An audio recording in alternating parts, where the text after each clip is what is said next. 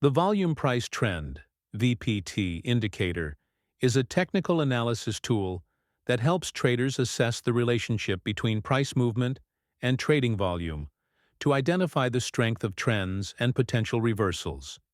It works by combining price direction and volume flow into a single line, which rises or falls depending on whether the price closes higher or lower and by how much volume is involved.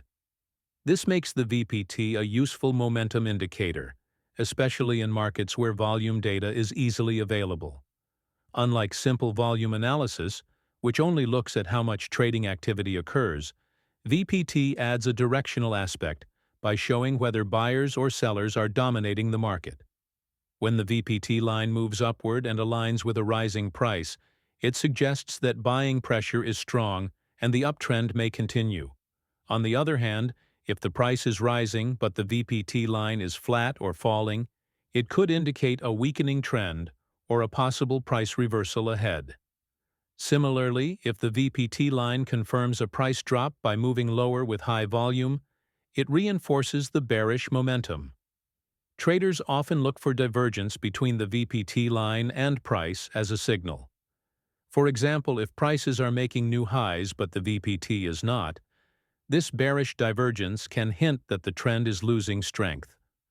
Conversely, if the price hits new lows but the VPT holds steady or climbs, it might signal an upcoming upward reversal.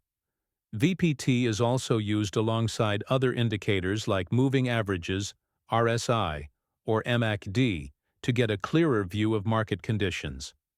In trend-following strategies, traders use the VPT to confirm breakouts or to avoid false signals.